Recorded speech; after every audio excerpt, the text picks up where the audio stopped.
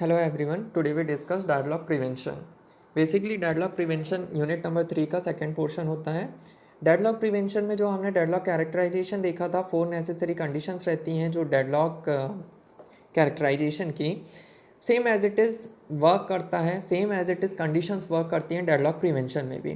One by one हम discuss कर लेते हैं। जैसा कि फर्स्ट कंडीशन थी म्यूचुअल एक्सक्लूजन, सेकंड था होल्ड एंड वेट, थर्ड था नो प्रिवेंशन और फोर्थ था आपका circular wait.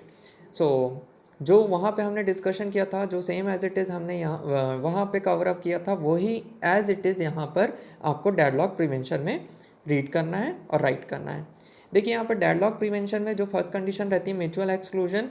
Mutual exclusion means होता है कि not required for the shareable resources must hold for non shareable resources. Means only one process at a same time can use the resource। Means जो हमारा एक process रहेगी वो eight a same time पे use करेगी एक resource को, और रिसोर्स को एग्जीक्यूट कराने के बाद अपने टास्क को टर्मिनेट करेगी। होल्ड एंड वेट क्या होता है? होल्ड एंड वेट में must guarantee that whenever a process request a resource it does not hold any other resources. Means जो require process to request and to be allocate all its resources before it begins execution or allow process to request resources only when the process has none। And इसी की second condition ये रहती है कि low resources utilization starvation condition is possible.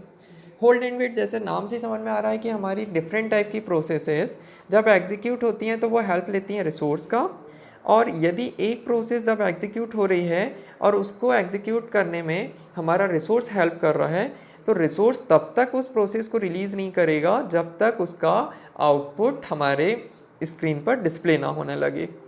सो जब उस resource को execute होने के लिए या एग्जीक्यूट कराने के लिए सेकेंड प्रोसेस रिक्वेस्ट करती है, तो रिक्वेस्ट करने वाली जो प्रोसेस रहती है वो पहली प्रोसेस का रिसोर्स जब तक फ्री ना हो जाए तब तक होल्ड मोड पे रहती है या वेटिंग कंडीशन पे रहती है। जैसे ही रिसोर्स फ्री होगा तो रिसोर्स अवेलेबल हो जाएगा सेकेंड प्रोसेस के लिए और सेकेंड प्रोसेस को वो एग्जीक्यूट कराने लगेगा।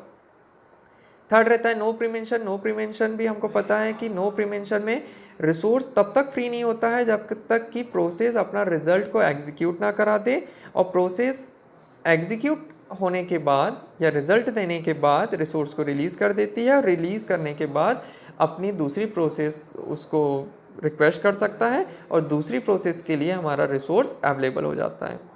सो नो प्रिवेंशन देखिए यहाँ पर लिखा हुआ है कि if a process that is holding some resources request another resource that can not be immediately allocate to it, then all resources currently being held are released.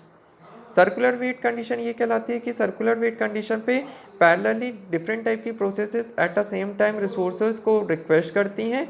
Resources process के लिए available रहता है और पैरेलली सारी process के लिए हमारा resource help करते रहता है। मीन्स हर एक प्रोसेस के पीछे एक रिसोर्स अवेलेबल होता है।